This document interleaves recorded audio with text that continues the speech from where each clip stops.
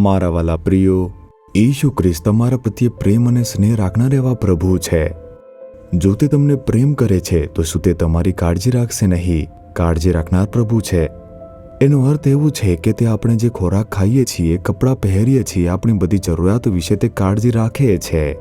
શું કોઈ પિતા પોતાના બાળકની કાળજી રાખશે નહીં કે મારું બાળક કોઈ પણ અભાવ વિના સ્વસ્થ રહેવું જોઈએ, તંદુરસ્ત રહેવું જોઈએ? એ જ રીતે તે આપણા એક સારા પિતા છે. બીજી બાજુ તે આપણા એક વરરાજા છે. વરરાજા તેમની કન્યા પ્રત્યે ખૂબ જ કાળજી રાખશે અને સંભાળ રાખશે. એ જ રીતે ઈસુ ખ્રિસ્ત તે આપણા આધ્યાત્મિક વરરાજા છે. જો આપણે તેમની કન્યા છીએ તો તે આપણને ખૂબ જ પ્રેમ કરે અને કાળજી રાખનાર પ્રભુ છે. તમે કન્યા બની ગયા છો ને?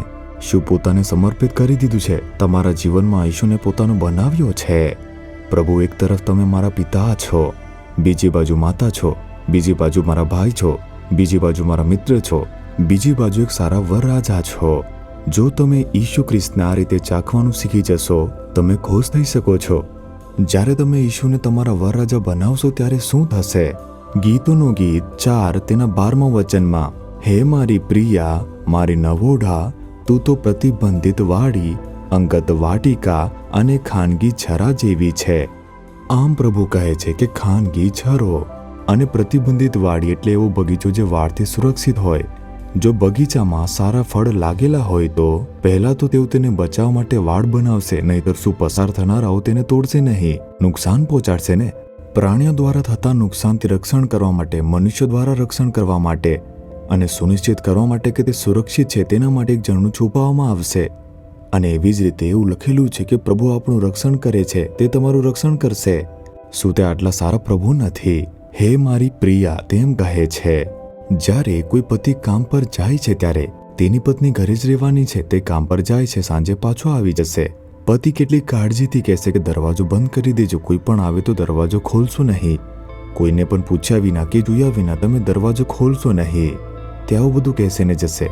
તે વારંવાર ફોન કરીને પણ પૂછશે, શું તમે કેમ છો, સુરક્ષિત છો ને? કારણ કે તે તેની પત્નીને પ્રેમ કરે છે, કાળજી રાખે છે.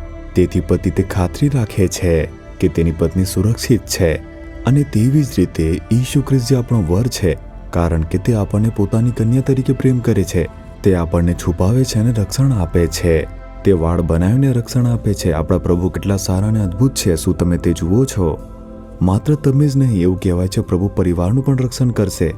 જો આપણે અયુબ નામના પવિત્ર માણસ વિશે અયુબના પહેલા અધ્યાયમાં વાંચીએ તો 10મા વચનમાં લખવામાં આવ્યું છે, શેતાન પણ તેની નજીક ના આવી શકે એવી રીતે પ્રભુએ રક્ષણ કર્યું.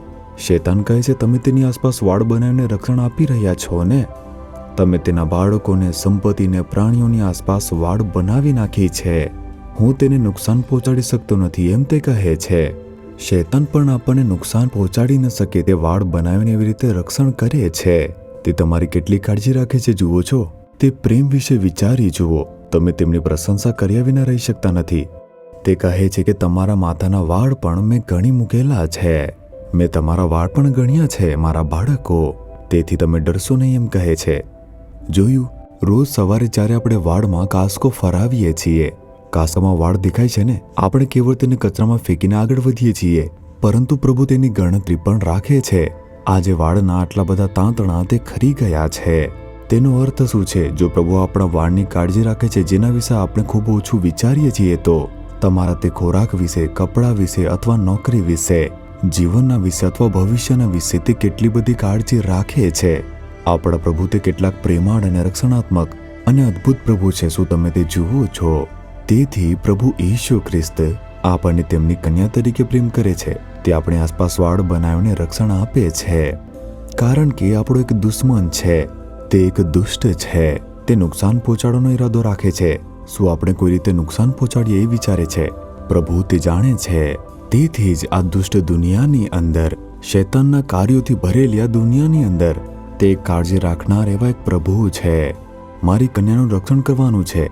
જે મારા રક્ષણની મારા કરતાં વધુ કાળજી રાખે છે તે કેવા પ્રભુ છે હું તેમના વિશે જાણું છું, સ્તુતિ કરું છું. આ રીતે હું સુરક્ષિત રીતે, ખુશીથી અને શાંતિથી જીવી રહ્યો છું. વિશ્વાસ કરો.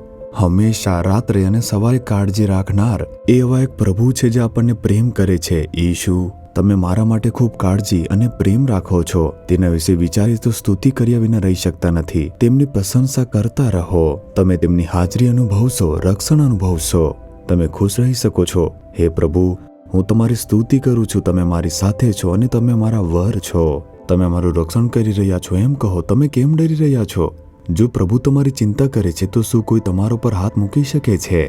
તેના વિશે વિચાર કરો. કલ્પના કરી જુઓ, એક પરિણીત યુગલ છે. સુપતિ તે કોઈને તેની પત્નીને સ્પર્શ કરવા દેશે.